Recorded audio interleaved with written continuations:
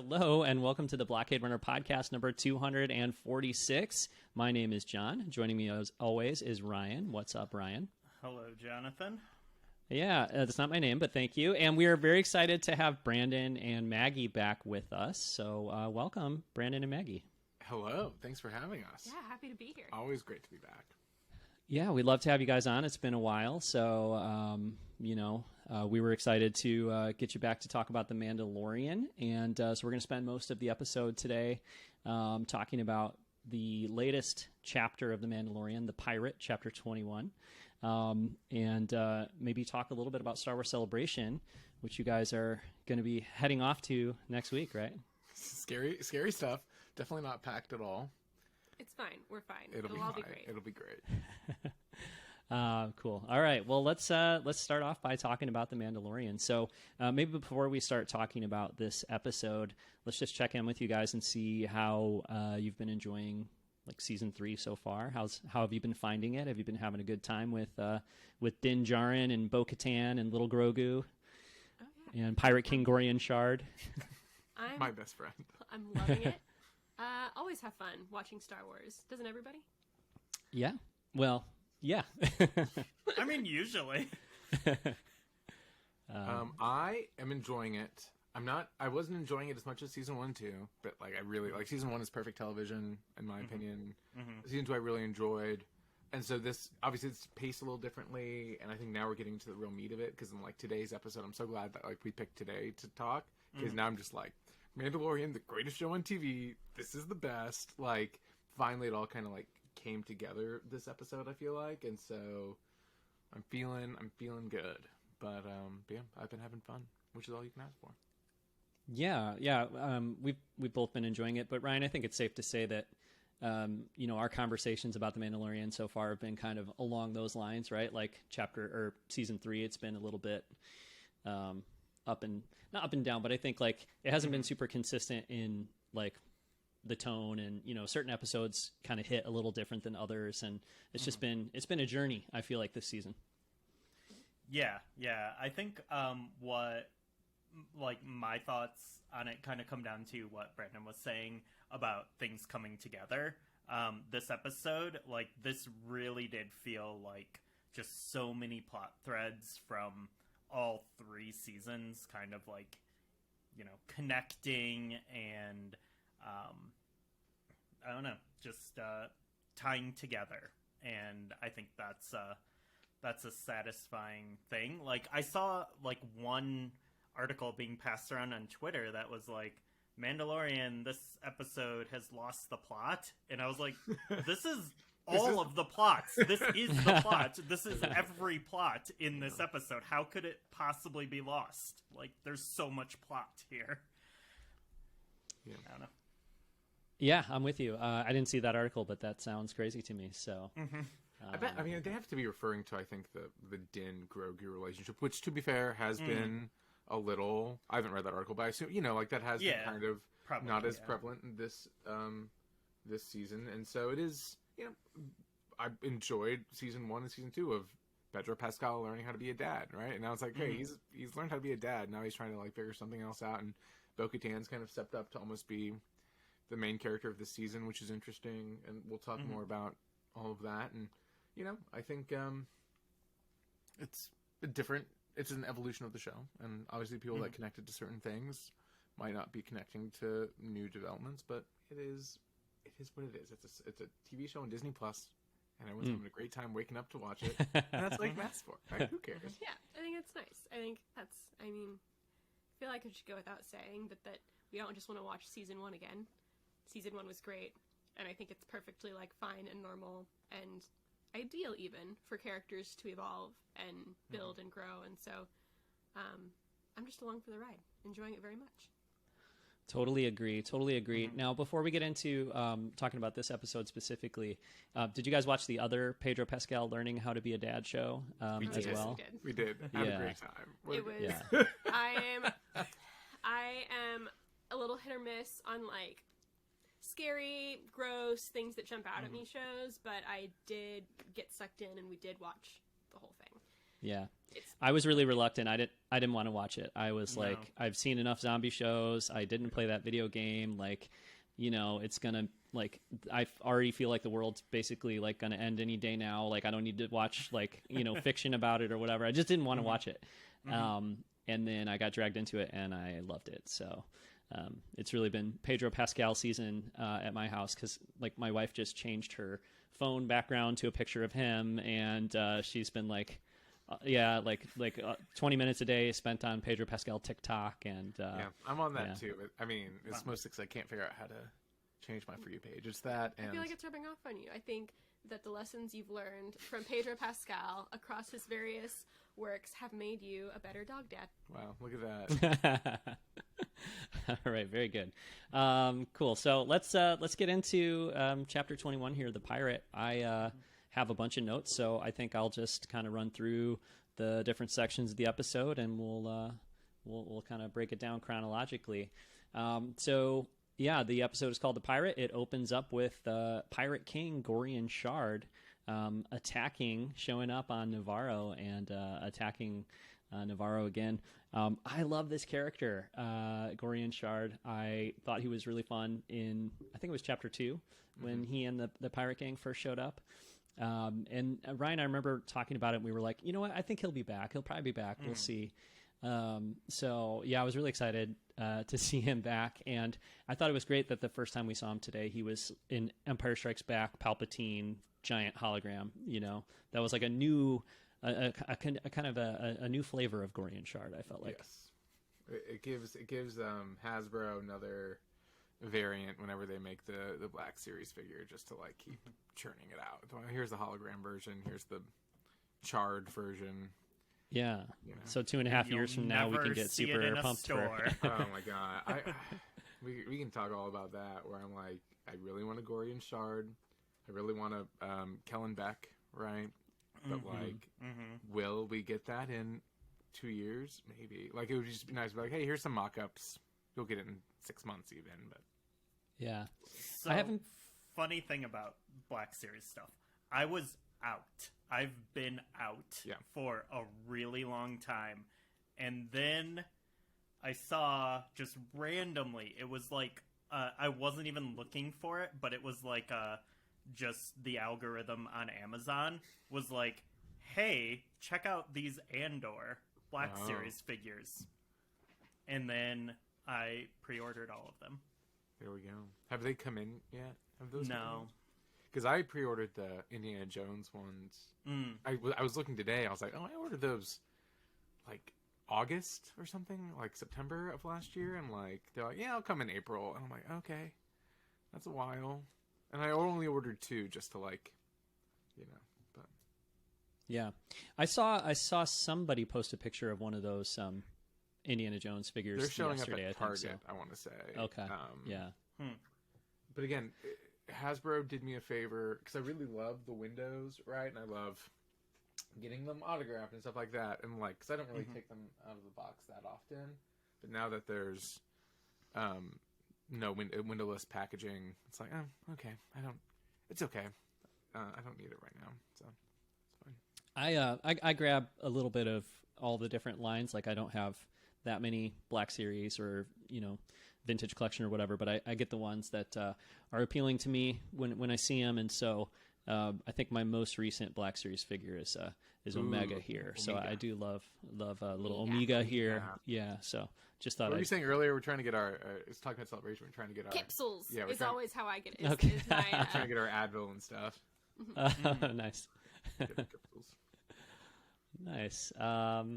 Yeah, so Gorian Shard, he attacks. They really start hammering Navarro. People have to go on the run, and Grief Karga, displays, I think, some admirable leadership and selflessness there. I wrote down his line, "I won't abandon my people," and that's kind of his reaction to Gorian Shard there. Like, it's he also kind of tells Gorian that, like, hey, the New Republic's coming by here all the time, and like, Gorian Shard basically does a spit take at him and is like, you're full of it. Like, there's no way they're not coming out here. They can barely deal with the mid rim. Like, they're not out here on the outer rim. So he kind of calls his bluff on that. But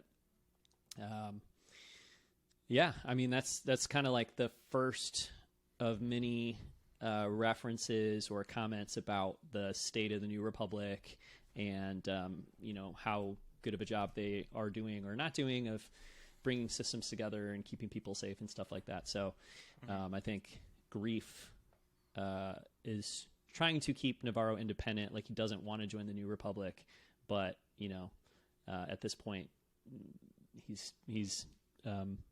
He needs them or somebody, right? So,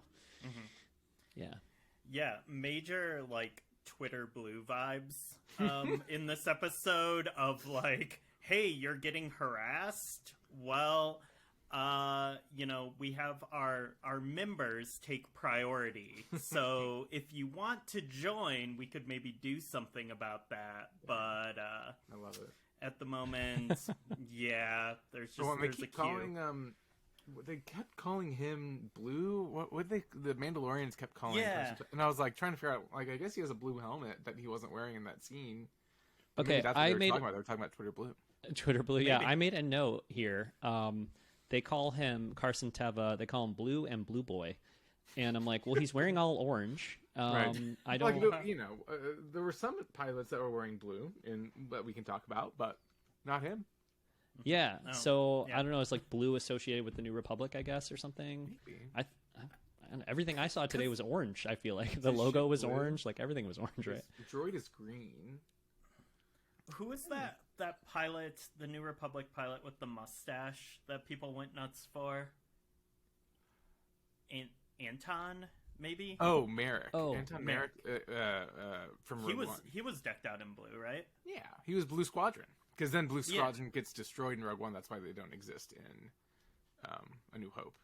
Oh. Okay. Yeah. Sad. R.I.P. Yeah. So Squadron. But yes, I don't. But then again, the little cameo in the bar that we can talk about, he is blue. He is Blue Squadron, it looks like. So yeah. So I wonder if they were like bringing that back, maybe, for the New Republic, and that. I don't know. So the bar is my next section here, of course. Going in chronological order, I have written down that it's a chill ass rebel base with space pool, and that is psychedelic like music. That's how it starts, and I was like, ooh, like that's what the closed captioning said. I love a Star Wars bar.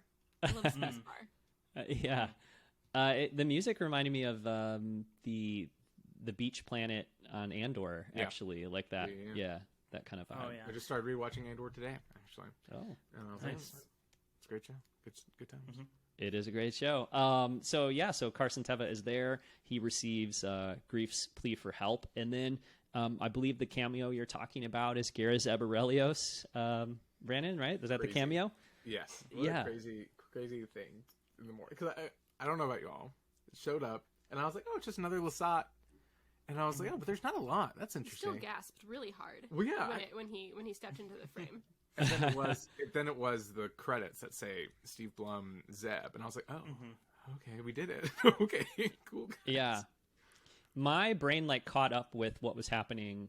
Like I was lagging behind because I think I heard the voice. I want to say I heard the voice. Like I saw him. Yeah. But it wasn't like a close up right away, right? It was like more of a full shot of him, and I was like, okay, interesting. Like, what kind of species is that? And then I heard Steve Blum's voice, and I was like, and then, like maybe 2 seconds later, I put all the pieces together mentally, and I was like, whoa, that's Zeb. Like, no way. So, cool. Yeah, definitely some gasping happening over here. Yeah.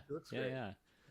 I'm a huge Chewbacca. What's going on here? And we got a Ralph McQuarrie C-3PO earlier in this episode too. It's just like it's so funny to see in live action. Yeah. And I love Rebels. I'm a huge Rebels fan. I love Zeb. And obviously we know that we're going to be seeing some Rebels characters popping up in live action soon, but I didn't expect Zeb to be first. I know. And, well, technically, I guess Chopper was first, right? We got Chopper in Rogue One very briefly. True. So we got him. We know what he looks like, which is just how he looks like in the web series on StarWars.com. But I wonder if they'll change that. I really wonder, because it's kind of cartoony, right? Like, You know what I'm talking about? Like the stuff from Rebels Recon. It looks a little cartoony in the chopper stuff. Yeah, like the little droid they built for Rebels Recon that then was in the background of Rogue One is slightly on the animated side of things. Right? Gotcha. And right, I wonder if they'll adapt. But I mean, not that it's not going to ruin my viewing experience. Well, they brought him out on stage at Celebration last year. That's right. Yeah. So and I think he looked same? kind of the same. I can't remember. I think he looked about the same. Yeah, I don't know. I blacked out. I can't remember. I couldn't tell from cheap seats. I wasn't next to Harrison Ford. I couldn't see. I'm sorry. I think I was watching that one on a stream actually, but I don't remember. I don't remember. Because Chopper came out during the. Wasn't that like a Dave Filoni and Jon Favreau panel or something? Oh, was that the one where they showed the Ahsoka teaser? Yeah, because we were at that, right? We were at that. I don't know. It's been a long year. It's hard to remember. It's been a long year. Yeah. Well, what did you guys think about the kind of live action realization of Zeb? Like, did it work for you, or what'd you think? I thought it was great. I don't know about you. The CG, I was, they could have done the mask, obviously, like Cad Bane, and people didn't like Cad Bane. I thought Cad Bane looked fine. I thought it was fun. And then that would have also been the same conversation on Twitter today if it was not. Because for a second I was like, oh, this is just like a Jedi Fallen Order cutscene, right? Because isn't his master Alasat or something? Alasat, yeah. And so it looked kind of like that. But he looked great. Nice to see him. Good little boy. It's great. Yeah, I thought he looked great too. I loved it seeing him, and I thought it was pretty seamless. I think like if you didn't watch Rebels and you didn't know who Zeb was, it would not feel, significant or out of place or whatever. It's just like another alien. Yeah, just exactly. We're just saying that about the aliens. All my friends. All your friends. I said that lovingly. Right. All the can aliens I talk bars. a little? I have a little conspiracy theory. About the bartender, the snaggletooth bartender, another one of my best friends now, right? Yeah. Nice lady, right? Nice to see her. Her wig, right? She has a nice flowing head of hair. My theory is that it's Pelly's wig. Like, because Amy Sedaris is wearing a wig, right? At Celebration in the Mando experience. Like, there was just a wig of hers. Yeah. And I'm like, that's the same wig. Like, they just made multiple, and they just slapped on top of a snaggletooth the day of. Which would be, like, I'm not saying that's awesome. A bad thing. I'm saying that as an incredible thing. It would make me so happy if that was true. So I love that. That's my conspiracy theory for the day. I love that. Now, did you guys catch Deb Chow and I think was Rick Famuyiwa there too at the bar? And and Davey and little Dave. Was Dave there? Oh yeah, his cowboy hat is in the. He's wearing the cowboy hat. That was another guess. Okay. Okay. Yeah. I didn't catch that part, but they're all there. Well, and any of them. If you rewatch it, it is really cool to see Dave Filoni in live action in the first shot of Zeb in live action. Right, that's so cool. Like they're in the same. It's really nice. I'm like, that's a really good job, everyone. Like, what a nice, moment. That is, cool. That is poetic. Yeah, absolutely. I'm just like, I'm on like super cameo watch now after the Dean Cundy, appearance in a previous episode. As the ILM logo, like truly insane. I'm just searching like every corner, like, okay, which behind the scenes legend is like, going to be, well, even hidden these somewhere. Pilots all look like vaguely familiar, where I'm like, this has to be like some camera person or, you know what I mean? So I don't know. Yeah. Yeah. But same here. I'm always like, do I know this person? Should I know this person? Right.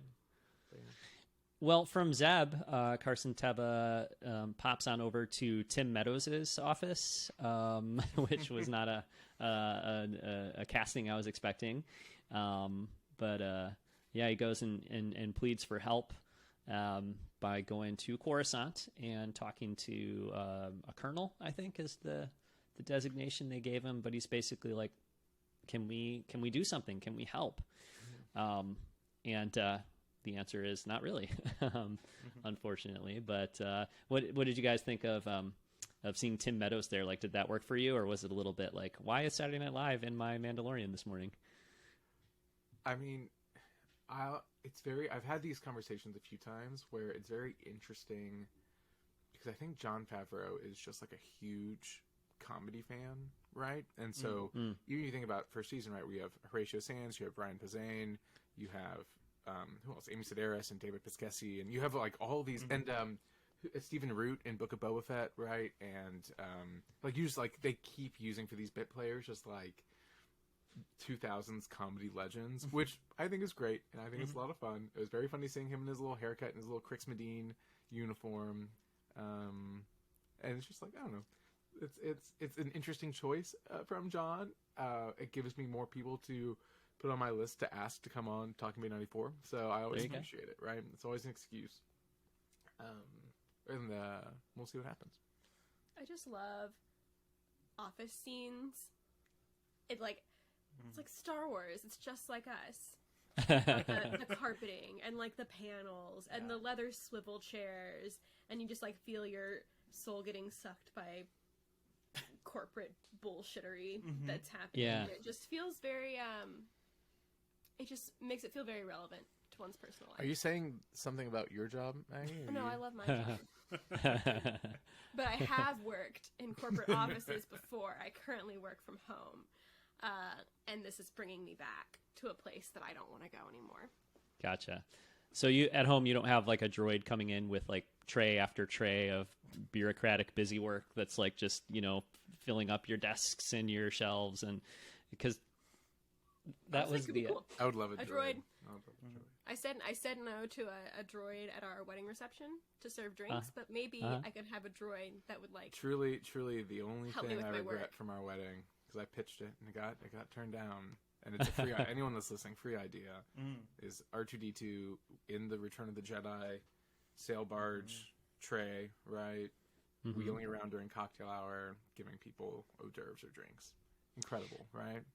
Yeah, incredible, and I feel like it would be really great at a vow renewal. If a couple were to renew their vows eventually, then that could be a good. Table. It's not off the table. It's not like we didn't have some Star Wars presents. Yeah, at our event, just a little bit. It was nice and classy. Everyone enjoyed it because we had at the end we had lightsabers as our instead of like rice or whatever. Yeah, we walked out to the throne room. And song, and everyone had lightsabers, so it was nice. Which is a lot more Star Wars than a lot of weddings have. Yeah, absolutely. It was great. Much more than mine. Yeah. Yeah. So yeah, I mean the obviously I guess the big thing in that scene, besides the fact that it shows that the New Republic is not completely functioning the way we might like it to, is. All that bureaucratic busy work, like that was it was good to see that thread kind of continue to be pulled through the episodes, because it was the same stuff that they're delivering to what's our guy's name, the scientist? Pershing. Yeah. Yes, Penn Pershing. Ryan knows his first name is Penn. He likes Benjamin. Yeah. But like they kept bringing him those like trays full of those slides or whatever, and it's like the same stuff like overflowing. So I think that like in that episode, those just really represented like the wastefulness, or like the fact that their resources and their talents are not being used necessarily in the way that they should be. And obviously I think we see that same idea in this scene as well. So, talking about just the way the New Republic is being like portrayed this season, which has been like really, really interesting to me, starting with Dr. Pershing's episode. I am wondering, and this may exist in some media that I have not consumed, but when does the New Republic move from Coruscant to Hosnian Prime? When does that happen? I want to say that there is something in the bylaws. I could be pulling this out of my ass. Okay. That they change the capital every few years so that all of the systems were like happy with it. So I even want to say like maybe Chandrilla was one for a second, maybe even between Hosnian Prime and Coruscant. Again, I could be just pulling it out of my ass. That also would be very inefficient. An inefficient use of time and resources hauling all those little floppy disks. Yeah, that's true. Played it.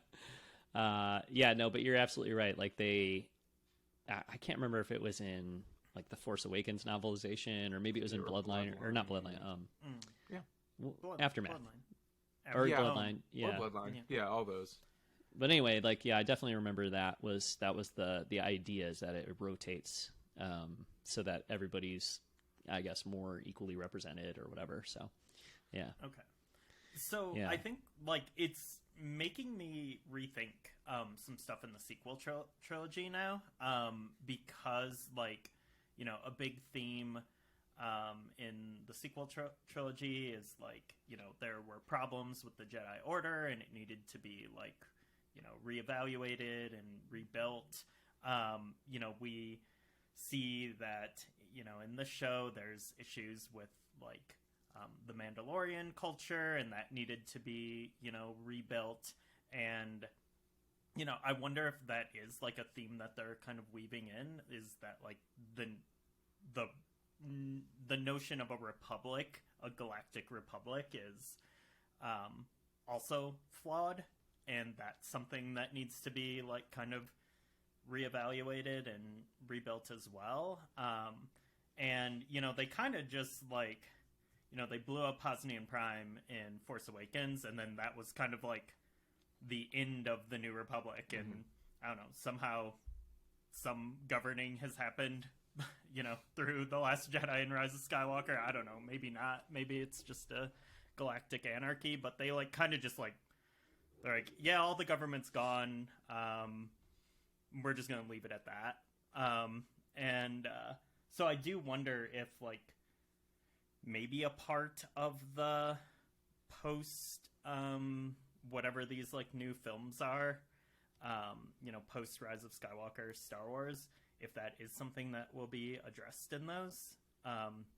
'Cause I don't know, I think like there's always been this, you know, thing since the prequels, like you can't have, you know, you can't have politics in Star Wars, like, you know, multiple meanings of that loaded term. But you like, you know, you can't have trade disputes. They're going to be boring for people and stuff. And then like, I don't know, like we watch this stuff and I think people are pretty on board for like Star Wars bureaucracy and messes and all of that stuff. Like, I think, I don't know, like I'm personally like pretty into it, and I do wonder if that will be like a component of Star Wars that they won't be so afraid to kind of dive into going forward. I hope so. I mean, obviously Andor was very successful, and that was very much, you know, what you're talking about. And sometimes when Star Wars doesn't go boom boom pew pew, it's fun, and you know, it's nice to have a mix. It's great.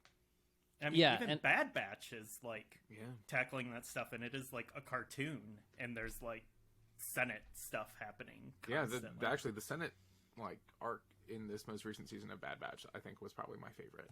Like that whole with the clone stuff, I really enjoyed. Which you can read an article on StarWars.com where I detail exactly what I liked about it. Nice. So, John will link to that in the show notes. I will do that. Absolutely. Get those views, get those clicks for StarWars.com. Yeah, no, I think too, like, it's just, I think that this season of The Mandalorian sort of has a focus on, you know, the idea of like what kind of allegiances we should have and loyalty we should have to like dogma and belief structures and stuff like that. And so and I really saw it happening in this episode. It's lining up with like what's going on with the armor and Bo-Katan and Din and the Mandalorians. You know, like, do we just kind of follow like what the guidelines are? Do we, you know, this is our system, so we stick to it, or, you know, can we be a little more nimble? Can we be a little more fluid in terms of like how we react to things and how we think about the belief system and rules and things like that? So, you know, I think that's part of why the New Republic is being like as a entity or an institution is being presented the way it is this season, because it does line up, I think, with what they want to do with Mandalorian like culture or the organization, the government of that. But but then also, Carson Teva is out there banging that drum, right? Like in multiple seasons of The Mandalorian, and I think in the Book of Boba Fett too, if he showed up in there. But like, maybe not. I can't remember. I don't remember. But I just don't remember. I rewatched that recently, and I was like, I don't remember this. But I know when I see Carson Teva, he is banging the drum of like, there's something going on out there, and the New Republic is not doing enough about it. So, that's part of it as well, right? And is it Elia Kane? Is that the character's name? From the Pen Pershing episode. She's back. She's sneaky, but Carson Teva, he is not having it. He is onto her. He's like the only one, but he like calls her out immediately.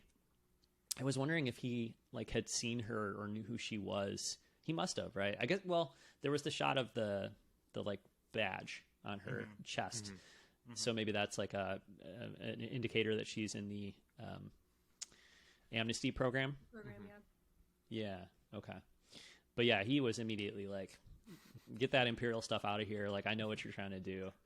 But Tim Meadows he's fine with it. He's buying it hook, line, and sinker. Yeah. Yeah.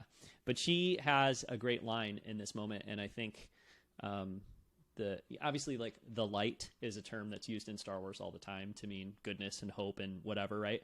But I noticed, on second viewing that word is used, I think, pretty purposefully in multiple lines in this episode, and this is the first one. She tells Carson Teva it often takes a new perspective to see the light. So that was her statement back to him, like, well, like I worked for the Empire, but now I have a new perspective and I have a better outlook on things, which is clearly not true. But I thought, well, that's a description of Bo-Katan at this point, and potentially Din and other characters too. So, yeah. Okay, from there, Carson Teva travels to the Mandalorian covert, and I think we had our last scene on the beach. There's a cave and a very small beach, and that's where all the children of the Watch live up until now. But Carson Teva rolls in. They call him Blue and Blue Boy, as we talked about, and he goes to tell Din, like, hey, your buddy Grief Karga's in trouble. Like, you're not going to just let him sit there, right? You're going to do something about it. And also kind of makes the argument that there's something big happening, and that's why he feels like they need to get to the bottom of what's going on with these pirates and what's going on with, the Empire growing and whatnot. So it sounds like we know by the end of the episode the Mandalorians are done with that location, but they were going to have to leave anyways because they're trying to stay in hiding, and Carson Teva came and screwed it all up. From there, Din has to petition the Mandalorians, the Children of the Watch, I guess. He has to petition them to help him go to Navarro and save Grief Karga. And he, kind of wisely says, like, look, if we do that, we could find a home there on Navarro. So that's kind of his pitch and his method of selling it, and it works. Fireside persuasion there from from Din Djarin. So yeah, and then we get the babyface turn from Paz Vizsla in that moment as well. So any thoughts on that scene from you guys? I loved it. I think loved it? I think there's a lot of, I love the pivot where he, like, you think he's going to be like, we shouldn't do it, and then he's like, poor Mandalorians. It's like, yeah. Like, waking me up, like, finally perking up on this Wednesday morning. I'm not a morning person, and so I usually start waking up like 75% the way through the episode, so maybe that's why that part hit me hard. I was like, finally, my brain was starting to work. But I think there's a lot of fair criticism of the Mandalorians as a cult, but I think it's nice to know that in the end they're like, we're a cult that helps people, and I won't tie that into real world applications, but I did like I like the heart that it brought to the group, and the fact that they collectively then chose to, like, be defenders of people again. I mean, I do think it's interesting to bring that up, because if you think about the last time we saw Paz Vizsla fighting or whatever, like in the first season, like, they did defend Din with the Foundling with pretty much no questions asked, right? I love that part too. And so it's very interesting going from that to then Book of Boba Fett seeing Paz. And there's some things I don't understand, and I'd love to go back a little bit, but the first is in Book of Boba Fett, it's just the armor and Paz, right? And on the plane, and they're hanging out, and then now there's like a bunch, and I'm like, were they just like on like an off-site retreat? You know what I mean? Like, did they? Which could be the case, but I don't know. It's weird to go from like 2 to a bunch that all are cult members, but yeah, because I feel like the suggestion there, like even I want to say they like stated it is like, hey, we helped you out, and now like this is it. Like we're all that's left. I could have sworn that's what they said. In Book of Boba Fett. I do have my second conspiracy theory of the episode. Yeah? This one's a little bit not as fun. Here it is. Going back to the Carson Teva Blue Boy scene.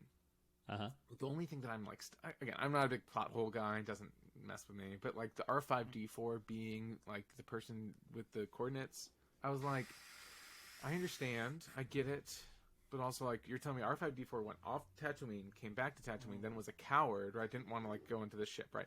That's all. We can talk about that. It doesn't matter. It's stupid. It's Favreau writing. It's whatever, right? But here's my conspiracy theory, which is I'm pretty sure instead of Carson Teva, it was supposed to be Cara Dune, and it would have been made much more sense for Cara Dune to have Din's location or to reach out to Din, and that would have been a much easier... Oh, yeah. You know? And so that... Because, like, she could have escaped from Navarro, right? She was... Like, and she would have come and told him all that stuff, right? So that's, I think that they were just trying to figure out, like, how do we get Carson Teva to this planet without knowing who Din is? You know what I mean? Yeah. And I think that's what they got to, and it's fine. But, you know, if you consider all of that, then not bad. I'll take it. Yeah. Either that, you want R5D4 being a secret spy. I'm appeased. I'm trying to accept it. Yeah. And be like, way to work with what you got, guys. Yeah, I think that makes a lot of sense. This is like one of many reasons I shouldn't have a Star Wars podcast, which is that's if Mandalorian season 3 has a theme, I feel like that's our theme this season. Like, I don't know if we should be talking about this, Ryan, because like I'm always like fumbling the details. But you know, I was like thinking like, wait, didn't Zeb like when does he go back to Lasan? And I thought that was like his thing. Like, isn't he supposed to be? And now. But maybe that's after this. But why would he be... It can't be after this, though, because why would he be hanging out at a bar with, like, a Rebel flight jacket on if it was, like, the end of Rebels? You know what I'm saying? Vacation? Yeah. Yeah. I wonder if the timeline for the Rebels epilogue will make a lot more sense pretty soon, right? Once we get the Ahsoka show, and we've seen, obviously, the painting in live action. We've seen that moment in live action in the trailer. So it's going to happen. We're going to see it, and I guess we'll probably know where that's going to be placed. And maybe he's come back. Maybe he's done. Maybe he's done with his honeymoon with Callus, right? Maybe he's back. Yeah. Yeah. I mean, this whole scene it's something that like kind of happens that's been like happening kind of consistently in Mandalorian, where there's like peril and like people about to die, and then people just like go to different planets and stuff and like hang out for a while and, you know, talk to some people and stuff when like there's literally like guns shooting down at people, and then it's like, hey, like we're gonna like go on a bunch of different trips here. And it's because this is kind of like, it's similar to what we were talking about last week when the kid gets kidnapped by the dragon, and then they're like, all right, we're gonna like come back and talk about it, and we'll go tomorrow and it'll be fine. Like we'll rescue him because there's like this contrived reason why he's like not in danger. And that's like kind of how I felt, like, because it was really intense when there were like these giant blasters like blowing up people's homes and people like flying and like catching on fire and like all of this stuff, like being like murdered in the streets. And then it's like, all right, we're just gonna go fly around and talk to some people for a while. Like it's just a weird vibe. There's like this sudden like stop in urgency after like a really intense sequence, and it's kind of throwing me off. And I guess like they do, like they're like, hey, Grief Karga took all the people to the desert, like it's fine, but I don't know, that wasn't like the vibe I was getting from like the previous scene where like people were being like shot and blown up. Like, I don't know. I feel like I could feel the volume in some of those scenes. Like Grief Karga's like, okay, like we're gonna stay safe by walking out into this giant open area, like 10 feet from the gate to like Navarro City or whatever. But like once we're standing out here, like totally in the open, with no real protection, like then we're good. I did think they were going to go into the lava cave, right? Because like it would be hot, but it would be underneath. You'd be underneath it. You know what I mean? You'd be inside the cave. Yeah. But again, I'm not a tactician. I'm not a high magistrate. I have no idea, so I trust him. Right on. Yeah, they stayed alive, so it must have been the right call. But it's true. Yeah. And Ryan, the point you were making about people kind of like taking their time, even in moments of urgency or whatever, you, along with many other people, have frequently suggested that The Mandalorian is kind of plotted like a video game, with all these missions and stuff you're going on. And like, come on, that's the most video game thing ever, oh my God, get to the castle before Ganon destroys Hyrule. Okay, will do. I just have to go do like 45 shrines first, over the course of 25 hours of gameplay, and then I'll get to the gotta do some cooking and these side there's quests fishing mini games and Mm-hmm. So listen, in the real world, you gotta eat, you gotta stop for gas. It's true. Yeah. Absolutely. Except if you're the Mandalorian, charge your phone. then he doesn't have a place to go to the restroom anymore. He doesn't have a place to eat anymore. No, I don't know. They're going to have to address that at some point. I just want him to be like, hey, everyone, I know that we're on an important mission. I do just want to address this group of Mandalorians to let you know that when I'm in my ship, I am able to use the restroom, and here is exactly how. There's a tube. Yeah, I have a tube, and Grogu is there. Grogu is sitting on my lap. Which is concerning. No seatbelt. Do they have a seatbelt? Just taking, like... Statistically, in a Star Wars battle, so many ships end up blown up. They're not usually to our central characters, so we know that Din he's not going to die just in a miscellaneous battle as followers of the TV show. But statistically, I feel like that's something that one would have to consider in bringing their like surrogate child into battle with them. That's concerning parenting to me. Mm-hmm. No, I'm completely with you, because there was like a shot of Grogu watching like the simulation of the battle, and it was like, okay, the N1 is going to pull all the other fighters away and act as a decoy or whatever, a distraction. And like Grogu's watching that whole thing, and then like 2 minutes later, it's actually happening, and he's in Din's lap, and I'm thinking to myself, like, if you're Pedro Pascal, like it is Pedro Pascal learning to be a dad season right now, and where did all the other foundlings go? Right. Why was it Grogu with them? Totally, yeah. I think the answer is because he's question, very cute, and we want to see him on TV. It's true. It was a very Grogu-light episode. So that's how to get his little like squeaks in. Yep. But real quick before we move on to the next section of the episode, Paz Vizsla has a line here, or maybe no, Din has a line here where he says, "Perhaps it's time for us to live in the light again." And I just thought, again, like that's kind of like a recurring motif here in this episode of referring to the light and sort of like the real path that these different characters should be going down, being referred to that way. So I noted that. And then also Bo-Katan gets involved, and she says Navarro is an independent planet, and that's what makes it appealing. And that was another kind of moment where I was thinking like, okay, well, we've got this storyline with the Mandalorians and them looking for some independence and, potentially a new way of kind of, following the way or whatever. And then you've got the New Republic, which is like this new system of government and this new, kind of way of doing things that's supposed to work for everybody. But, you've got Grief Karga and others saying like, we want to stay independent. We don't necessarily want to get like involved in that bureaucracy and institution, etc. So those parallel stories, I think, are being kind of serviced in the cave there in that scene. So and then we cut to some hot pirate action for kind of the rest of the episode here. Man, I was like cheering. I was pumping my fist. I was smiling ear to ear. I was loving Gorian Shard and all this pirate stuff. I was really, really, really loving the Ugnaught pirate that had the bandana and the mustache and the striped sweater. Ugnaught, crazy. I love him. He was fantastic. Yeah, I think it's like his Smee, as like Captain Hook's Smee, but as an Ugnaught, and I loved it.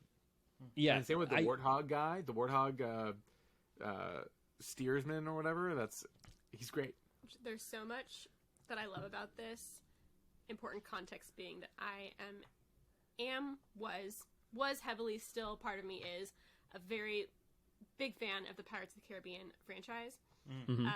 They came out during very formative years for me, and the way that this ship steers like a boat, I think it just like the way that like the way it moves so slow, and that it like kind of like tilts like a boat would in the wave, and the fact that like unlike all of the other ships, it has like a wheel that you steer with, and even like the curvature at the front mimics it, and the language that they use is so piratey, and he looks so silly. I love it. I love everything about it.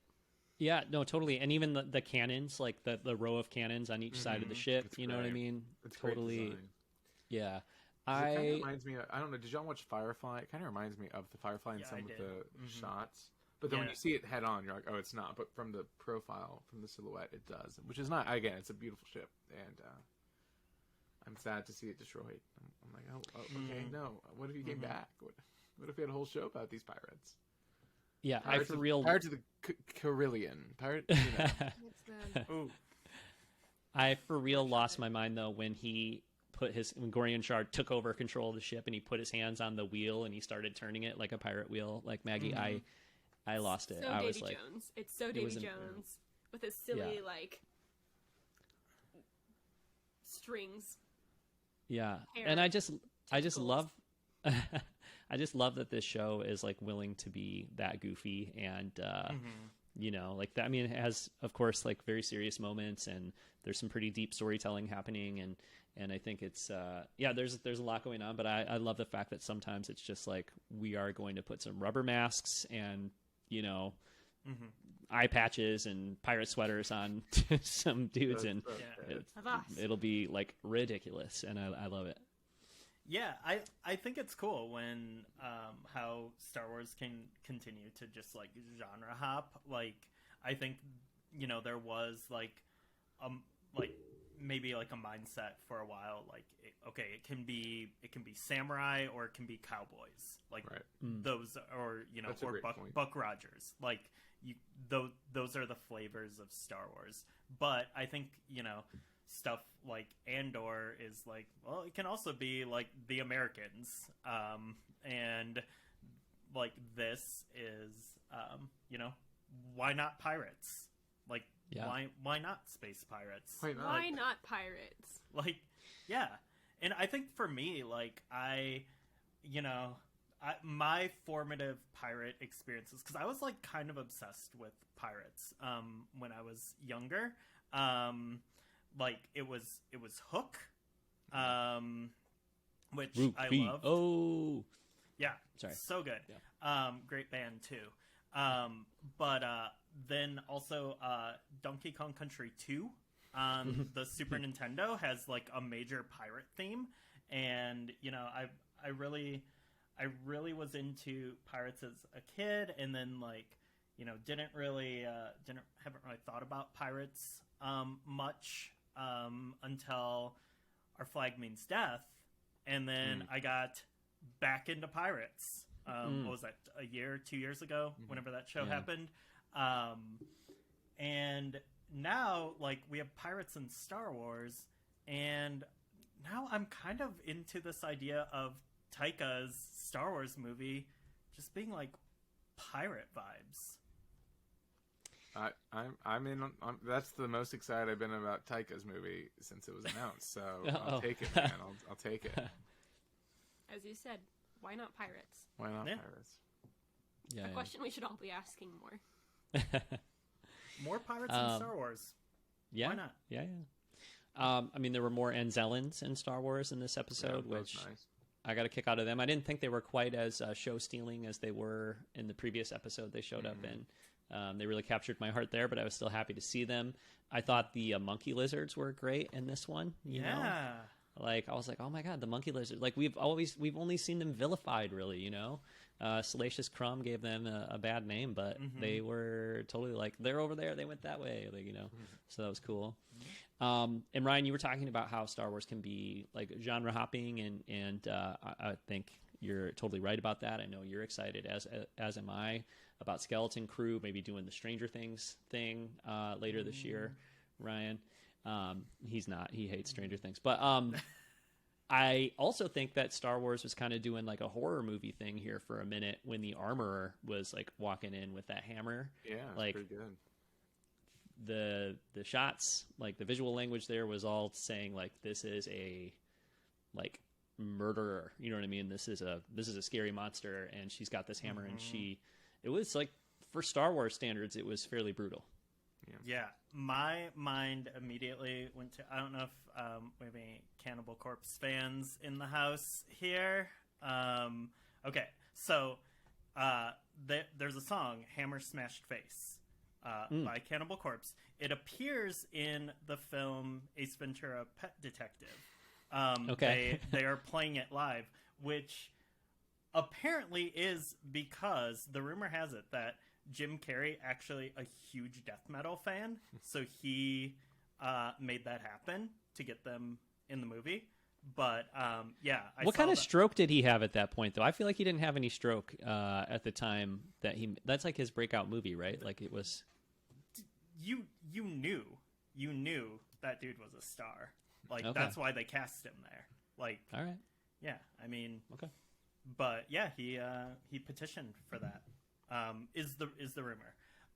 But yeah, that was immediately like what came to mind. But that's, you know, same thing as you were saying. That's like they're a very like horror movie band. Yeah. But I absolutely love that scene. It was so brutal. It was brutal, and you know, kind of like, I mean, I think the last few episodes have been, you know, if we're questioning the Armorer, they've definitely kind of been earning points for her with the audience. But that was pretty sweet to see her show up and take care of business like that. So I thought that was great.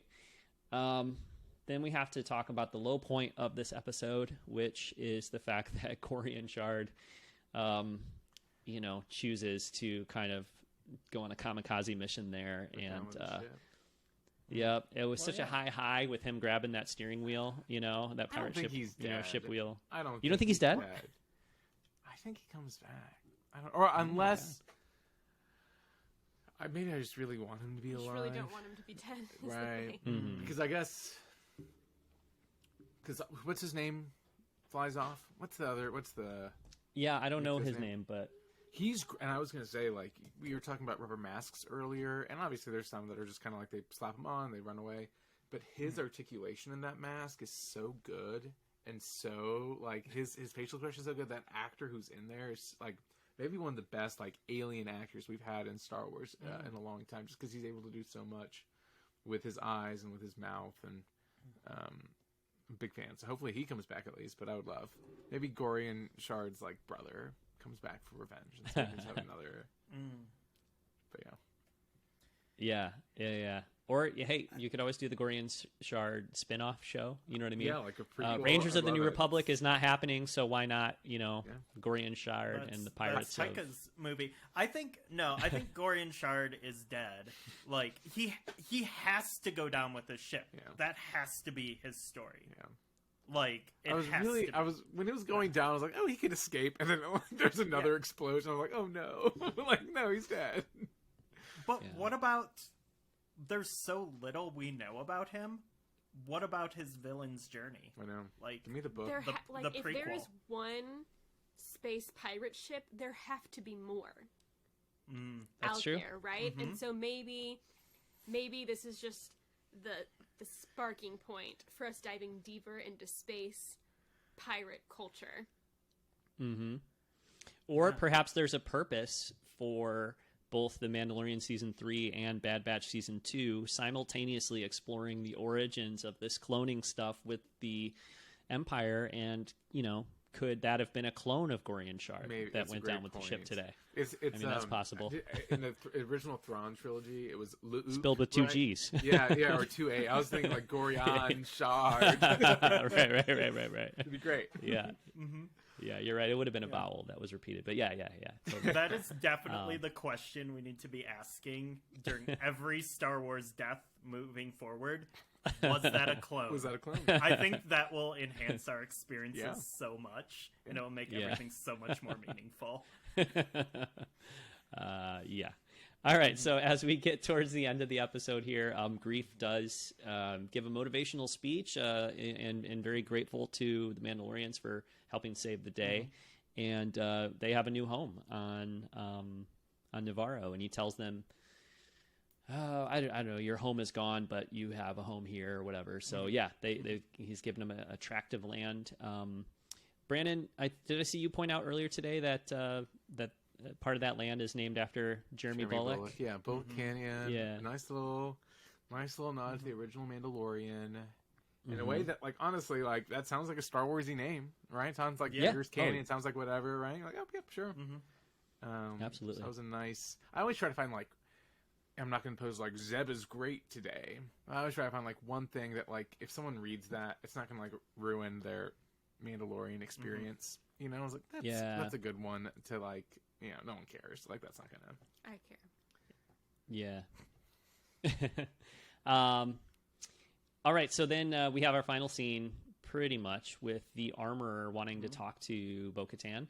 Like, kind of ominous, Paz Vizsla comes up and is like, the armorer wishes to see you or wishes to speak to you. And I was like, damn, where's this going? Ryan, you have an emotive expression over there. It was legit tense. Yeah. Like, I don't know. Like, I think after kind of a, I don't want to say like fluffy episode, but it wasn't, the flavor of Star Wars that we got in like the Pershing episode or like something like Andor, where you're like, wow, this is like really tense. But then like suddenly this scene was, and the part where she's like, take off your helmet, like, that was just, it was like awkward. Like I felt awkward like watching it, and I don't know, it's just like, it was really effective.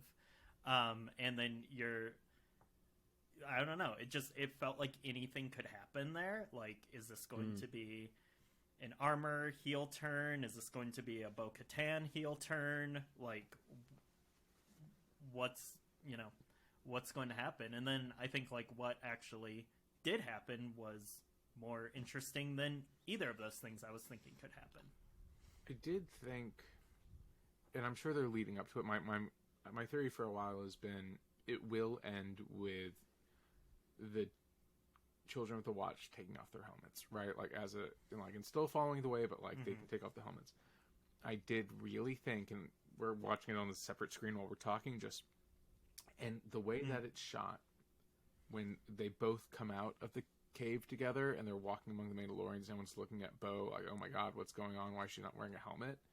The way that it's shot is you don't see the armorer for a very long time until the very end, and I thought the armorer was also going to have her helmet off. Ooh. Yeah. Just the way I was wondering about that too. And that'll happen eventually.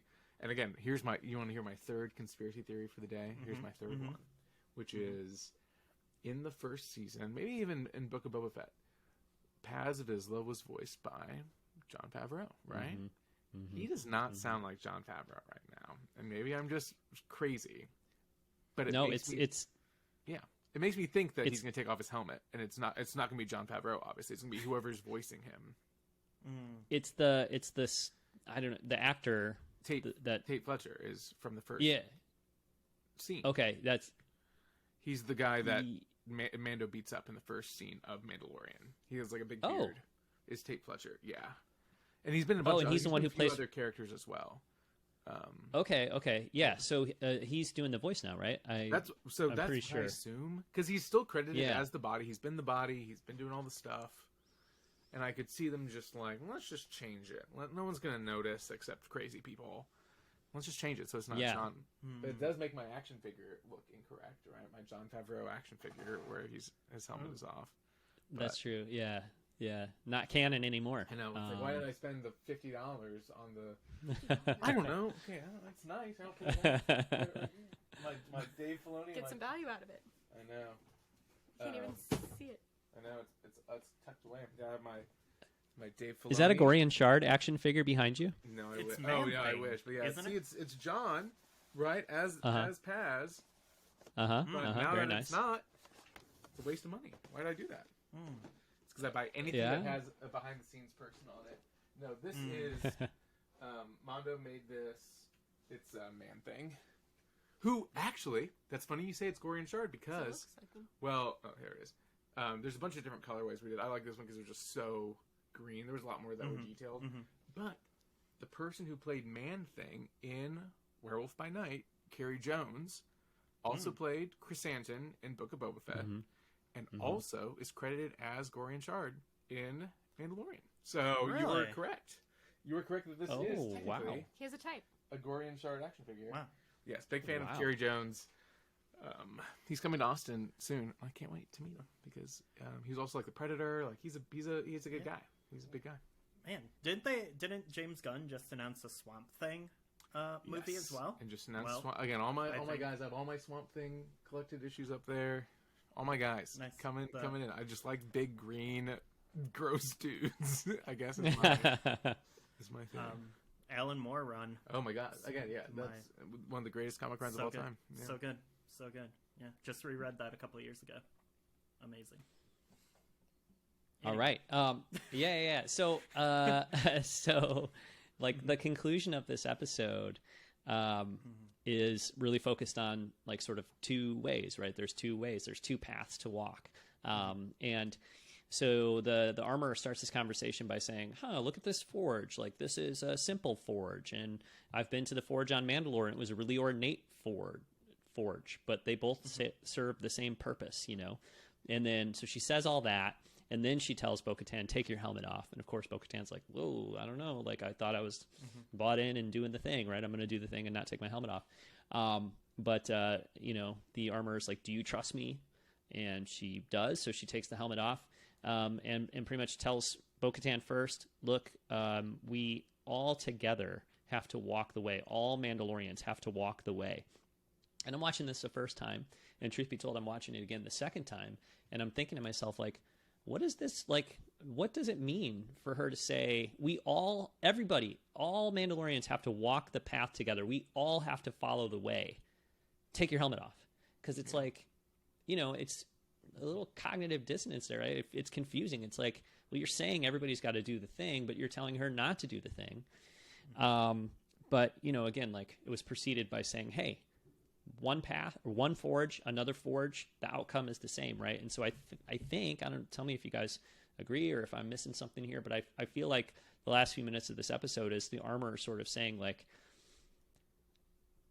there's more than one way to follow the way, you know, or like, I have to accept that. And she even says to Bo-Katan, it was said that, you know, seeing the mythosaur, it would be the beginning of a new age. Like, that's the signal, or the signal that it's a new age. So I think she's really looking at Bo-Katan and thinking, the mythosaur appeared to you, or you're the one who saw it, and, you know, you've kind of walked both paths, and so you can be the one to kind of bring everybody home and unite all the Mandalorians.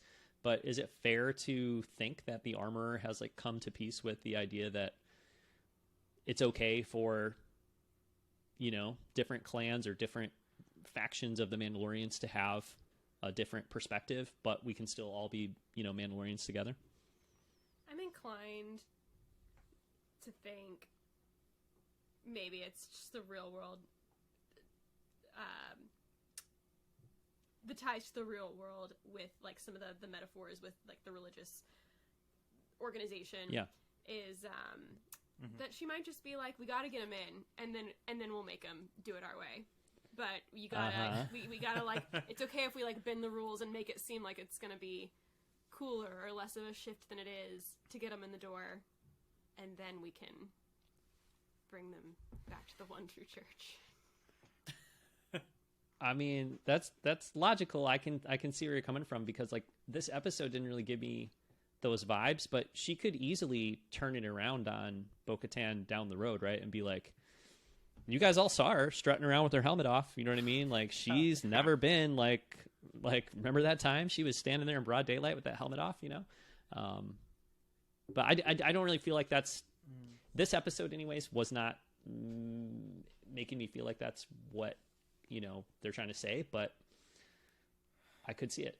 She just doesn't give me warm fuzzies, like open-minded welcoming in any of her interactions with any of the characters so far. So like, and even like her coming out and like we saw her vicious side already, and the fact that she has done such a turn from, you know, where it's been episodes since she was like helmets on all the time to her realizing there's an opportunity, like there's a little bit of a mastermind there. Yeah. Not fully trustworthy. Sure. I think it's a bit of both. Like, I think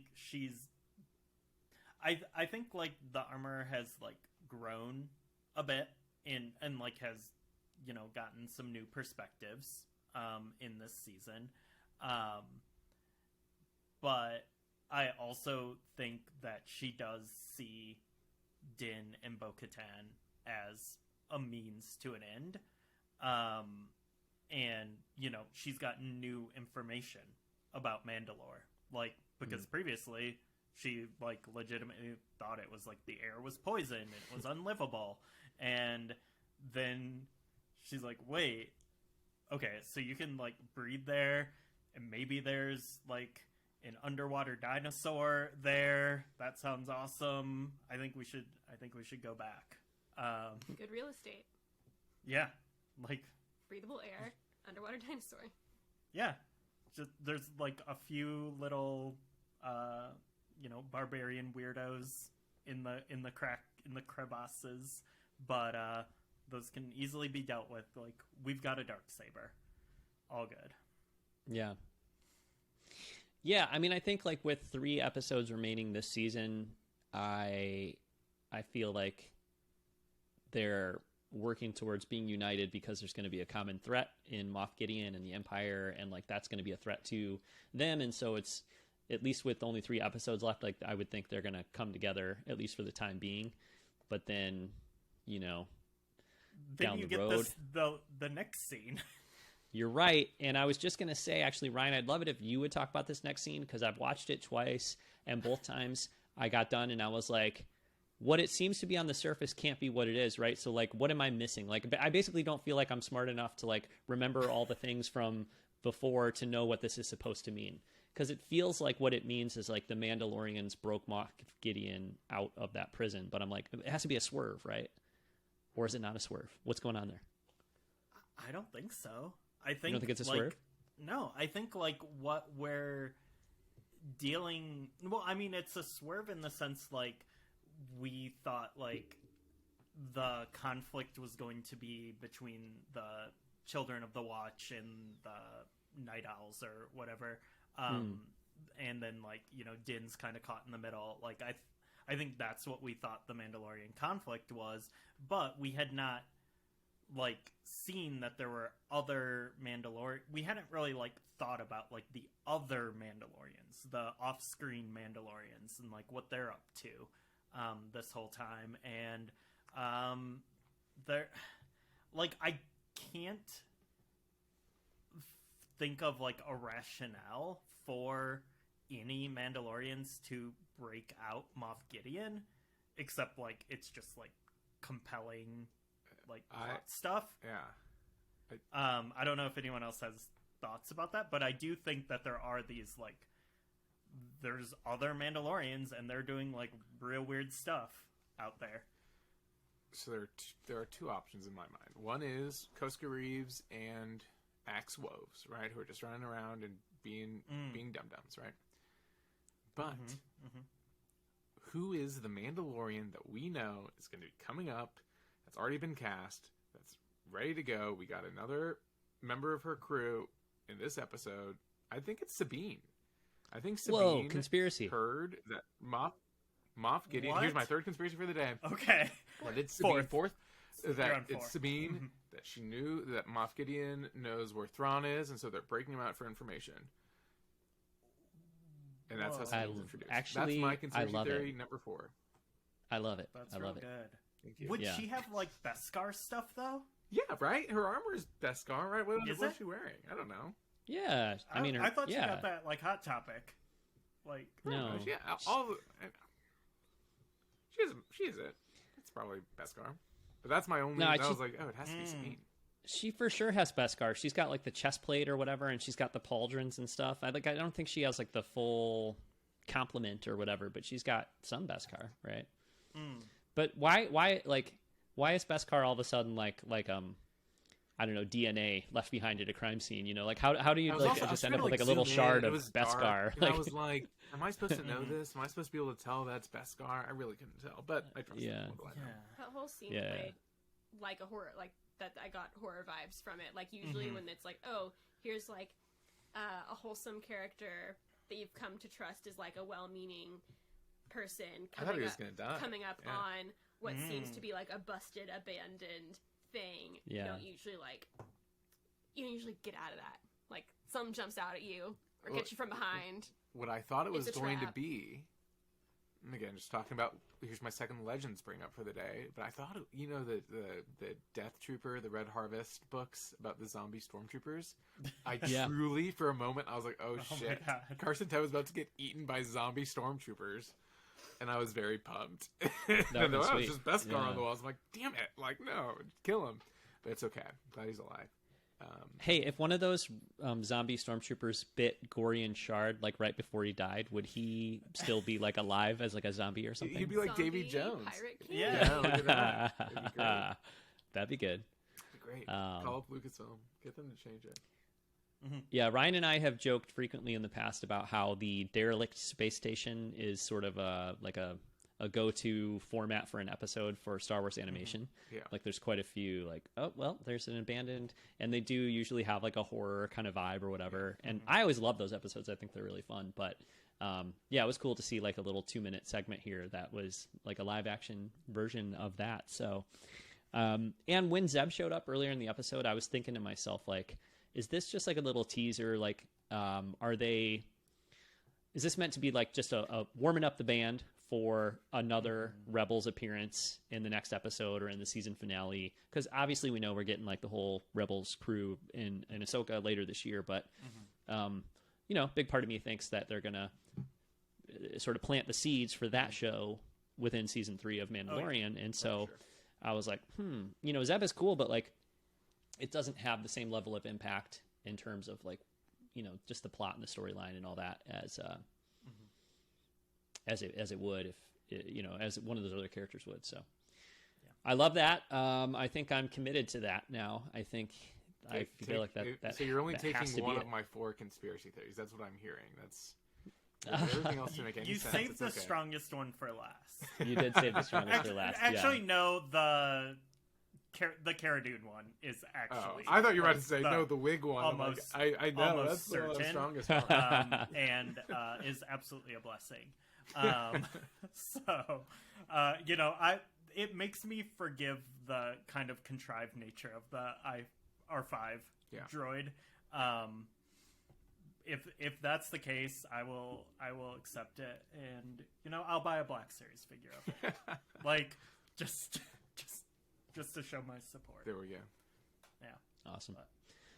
All right, cool. Any other burning thoughts on this episode of The Mandalorian, guys? I did. My theory for the season is busted. My bracket is busted. I'm out now because I was convinced that Bo-Katan was going to like leverage her position in the Mandalorians and like manipulate them into helping her get onto her throne and into the position that she's still good to be. I think. But the fact, like, I thought that she was in there. I thought that she was just biding her time. I thought that she saw the monster. She realized that she was in, and that's why she was writing it out, because she realized she had information on them, and she's like, they're a religious cult. I have a piece of information that's sacred to them, and I can use it to like guide them. And so I got real flipped because now, it's not that it's I was impossible, but I thought that she was gonna like subvert all of them when really like the armor was the first one. She broached the subject, so she welcomed it. Mm-hmm. I was convinced that Bo-Katan was going to be like the villain in this season, and that it was her and Din were going to be like sold. really in opposition to one another. Yeah, and it hasn't been that at all. So, but you never know. You never know what kind of conflict can occur down the road. So we'll see. Hey, so we're going to wrap up here soon, but can we take a few minutes? Do you guys have time to chat a little bit about your upcoming trip to Star Wars Celebration? I think we can carve out a couple minutes to talk about London. 15 minutes maybe, talk Celebration. Just a few days. It'll help us. I got about 5, and then I have to jump. We'll talk fast. Oh, okay. Yeah. Okay. Yeah. So tell us about your celebration plans.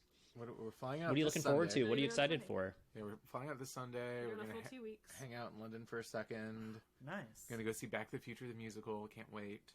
And then yeah, celebration. We're kind of running and gunning. Got some passes to some of the big panels. We have a Talk May 94 panel on Easter Sunday. Yes. Which our mothers are very concerned. He is as risen. To why. He is risen. That would be celebrated, scheduled on Easter. Still finalizing a guest. So if you hear of any, Harrison Ford appearances or something, let me know and I'll reach out. Otherwise, it's going to be me. Otherwise, it's going to be Maggie and a live "Don't Let Me Buy This," which could be fun. And yeah, we're just going to kind of. And we're going to run around. ABBA World Voyage. Which is an Industrial Light and Magic. Just how I convinced him to go. It's I like also wanted to go to Mamma Mia the Party and Mamma Mia on West End, and I only got one of 3 ABBA of the same songs events. Correct. So that'll be fun, and then we're going to Oxford for a few days and doing a bunch of Lord of the Rings stuff. So it's gonna be an action-packed couple weeks. But also Narnia. Also Narnia, but mostly J.R.R. Tolkien. And yeah, then we'll be back and we'll be ready to talk about it all. But we're excited to see friends and just kind of run around. So I was just gonna say, you're not gonna pop over to Octo while you're on that side of the pond. I would love to. There is part of me that's like, we're staying at the Canary. Actually, I shouldn't dox us, but we're staying near the Canary Wharf tube station, which I think is where they filmed part of Rogue One. And I'm like, that's cool. And there's other ones, and I obviously London. I'm not familiar with the geography of it all, so I'm not gonna be like, we'll just pop over to Pinewood so Brendan can take a photo in front of the sign. You know what I mean? But everything's close. We'll figure it out. It'll be fun. I've only been to London once. It was only for a few days, but I was lucky that when I was there, Hayden Christensen was performing in a play called "This Is Our Youth." So, and it was like a few months before Attack of the Clones came out. So that's crazy. Yeah. That's really cool. It was really cool. It was him and Jake Gyllenhaal and Anna Paquin. So it was a pretty cool cast. And early 2000s, all in a play. Exactly. Anakin and Rogue. But I found London to be so easy to get around. Like the tube was so easy to get from one place to the other. So issue, and I'm sure it'll be fun and blah blah blah. But them scheduling it over Easter weekend is so weird because the tube is going to be shut down for 2 of the days. No way. We got a great hotel that's on the tube route. It could take us 10 minutes and $1 to get to the convention center. And they're like, yeah, FYI, Saturday and Sunday, the tube will be closed for Easter for maintenance. I'm like, oh, well. Also, why is Easter weekend when we're doing maintenance on the tube? Yeah. I have a lot of questions. So that's they'll figure it out. But we'll get some steps in. We'll be fine. The app's not working. Our badges aren't working. It'll all be fine. How about you? That's always the story, though, right? It's always complicated that way. Is there one thing you're most excited to see or do or hear about or learn at Star Wars Celebration? I'm jonesing for Ahsoka and anything. I think they can just show us a bunch now. Because I think last Celebration, I think they were kind of ready to show people a bunch of stuff. And they, and I think now they can show a ton of stuff. So I bet we see the first live action Thrawn. I bet that's the big tease coming out of it. Which would be I remember you were talking about watching the stream earlier, Ryan. I remember watching the last Celebration Europe stream is when they announced Thrawn and Rebels, and I was sitting on I remember the room I'm in and the couch I'm on, and they're like, and here's Thrawn. I'm like, oh my god, like here we go. Yeah. And so it'll be very cool to see that again. Because they're gonna he's got to be a British actor, right? I people are like, oh, it's Lars, right? It's the voice actor from Rebels, and I'm like, maybe, but it could be someone really cool. It could be Pierce. Haven't Brosnan they been telling from us? The Mural from Chicago. Yep. That'd be crazy. That'd be so funny. Yeah, we'll see. I don't know. Yeah. Okay. Cool. Maggie, anything you're most excited for, or anything you're hoping to see in particular? See people. Obviously, the content and everything is fun, but this will be my second celebration, and that's what I was most surprised by last time, was just how fun it was to connect with so many people, some of whom we knew over the internet, and so it'll be good to see some familiar faces and meet new people. We'll miss all of our faces that aren't able to cross the pond with us, but yeah. Well, you guys are going to have a great time. I'm super excited for you. I am very hyped to go to the next celebration, apparently in 2025. So it'll be good. It's a good break for our wallets and everything. It's just okay. Let's just take it. Could go on a vacation. That's not Star Wars. A non-Star Wars. Yeah. I hear Tunisia is really nice. So I keep now that ISIS isn't controlling the Lars homestead, it's time to go. Because that was the big. That was truly the reason I have not been is because ISIS was under control of that area for like 5 years, 10 years. So we're back, baby. There you go. USA. Yeah, that's great. Yeah. All right, Ryan's got to go. Ryan, do your thing, Ryan. I think you can close it. So, do you want to No, just tell people? Good to see you all. Yeah, great to see you. Yes, you too. We'll talk soon. Bye, guys. All right, cool. So thanks very much for watching and listening. We'll be back soon with another episode of the Blockade Runner podcast. Until then, you can find all the shows we do, blog posts, etc., at blockaderunnerpodcast.com. You can reach out to the show, blockaderunnerpodcast@gmail.com, or you can jump into our new Discord. Links will be in the show notes. Yeah, we're having a great time there, so would love to see everybody out there join our Discord, where we're having good Star Wars conversations every day. Brandon and Maggie, thank you so much for joining us again tonight. We love having you guys on the show. And do you want to share kind of what you've got going on and where people can find you both? Yeah. You can find Talking Bay 94 anywhere you listen to podcasts, wherever you're listening to this. And we're on Twitter mostly, where I shit post. And got a couple cool episodes coming up. Obviously, Celebration Live show is going to be a big one. It's our 150th episode, so it'll be fun. You earlier you say 246. I was like, oh geez, okay, I have 100 more to go to catch up with y'all. And yeah, a couple Star Wars Insiders coming up. The John Knoll piece was just part 1 of John Knoll was just released, which is crazy. The Ewoks Roundtable was released, and then next issue we'll have part 2 of John Knoll. And something else, maybe that was announced, and then a couple pieces in the Celebration Guide as well. The editor posted about it today, so I can say it out loud that I have a couple pieces in the Celebration program that were really fun to put together. One that was like kind of a bucket list person to talk to. So, yeah. And then Maggie, what about you? You can find me on Twitter, TalkingBay94, but Talking Bay with an E. BAE. That is where you can find my tweets, which are always very insightful and very frequent and very serious. Also, anywhere that you see a by Brandon Winardy byline, just know that I edited it. I checked it for typos, and it was probably between 1 and 2 in the morning. Beautiful. It's a team effort. Yeah, can't do it without her. All right, cool. Well, again, thank you guys so much for being on the show tonight, and we'll be back soon with another episode of the Blockade Runner podcast. Thanks so much. Bye, guys.